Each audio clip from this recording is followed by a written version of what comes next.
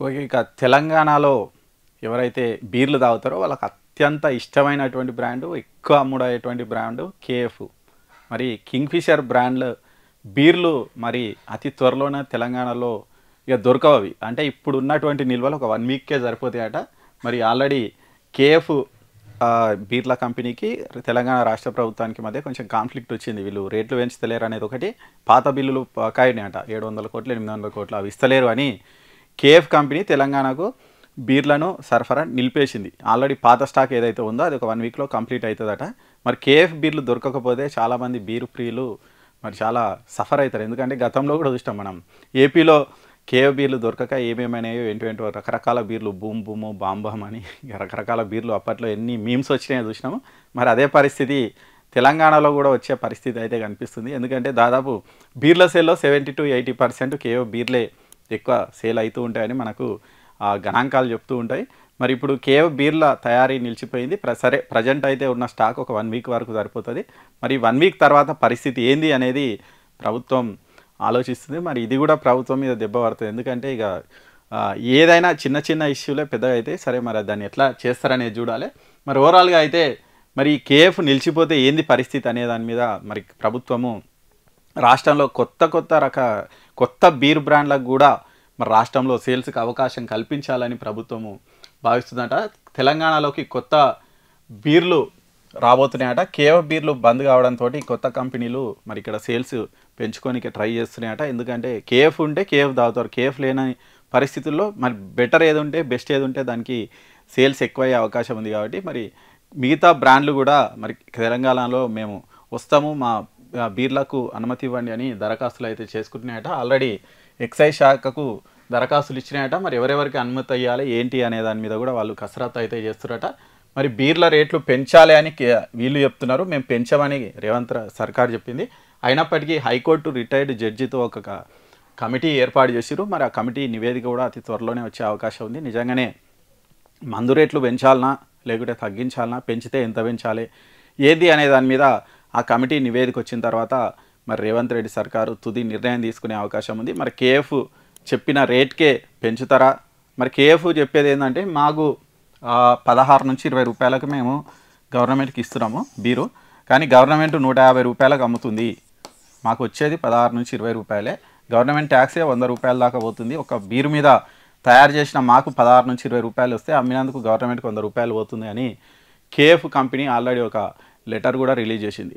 మరి ఇది బీర్ల రేటు పెంపు అనేది మాది కాదు, మాకు రూపాయి వేస్తే గవర్నమెంట్కి వచ్చే నష్టం ఏం లేదు, కానీ మాకు అన్యాయం చేసుకుంటూ ప్రభుత్వము ప్రజల మీద దోపిడీ చేస్తుందని మరి కేఎఫ్ సంస్థ ఒక బహిరంగ లేఖ కూడా రిలీజ్ చేసింది. దాని మీద జూపల్లి కూడా స్పందించారు. మేము గుత్తాధిపత్యానికి తలొగ్గాము, ఒకటే కంపెనీ మొత్తం సేల్స్ కావాలంటే కాదు, అందరికీ అవకాశం ఇస్తాము, వాళ్ళ బెదిరింపులకు లొంగమని ఆయన చెప్పిండు.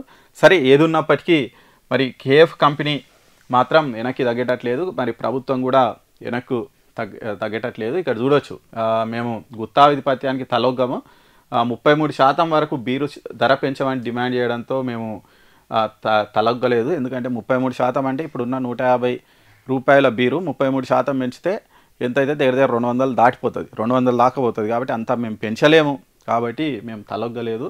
మరి బీర్ల రేట్లు చాలా పెద్దగా పెరుగుతాయి. మరి కర్ణాటకలో బీర్ల రేట్లు కూడా చూడొచ్చు, తెలంగాణలోనే తక్కువ ఉంది, కర్ణాటకలో 190 ఉందంట, ఏపీలో 180 ఉంది, మహారాష్ట్రలో 200 ఉందంట, తమిళనాడులో 150కి ఉంది. అంటే మిగతా రాష్ట్రాలతో పోలిస్తే మరి బీర్ల రేట్లు మన దగ్గరనే తక్కువనే అని కూడా జూపల్లి చెప్తున్నటువంటి నేపథ్యంలో మరి కొత్త కంపెనీలకు అయితే అవకాశం ఇస్తారట. మరి ఏం చేస్తారు, ఎప్పుడు తెలంగాణలో బీర్ల ధరలు అయితే పెరిగే అవకాశం లేదు.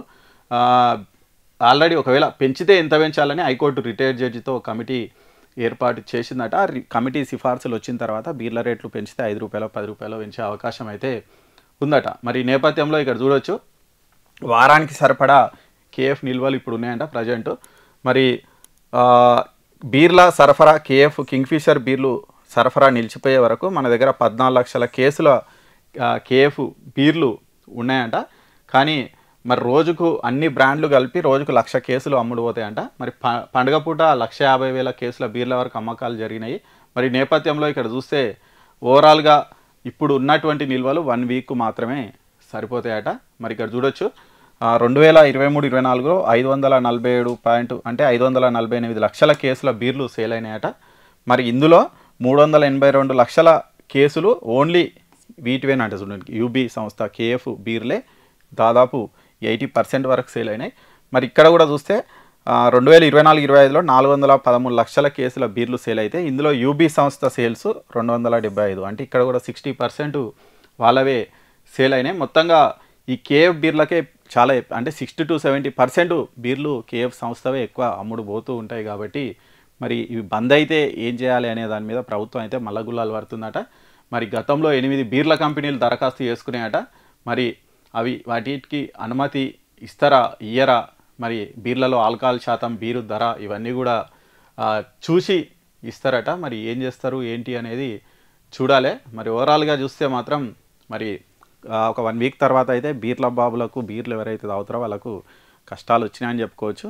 మరి ఇక కేఎఫ్ దొరకదు. మరి కొత్త బీర్లు వచ్చే వరకు టైం పట్టేటట్టుంది. మరి ఏం చేస్తుంది ప్రభుత్వము, లేదంటే కేఎఫ్ సంస్థనే ఒక అడుగు వెనక్కేసి మరి సర్దుకుంటుందా ఏంది అనేది మరి చూడాలి మరి.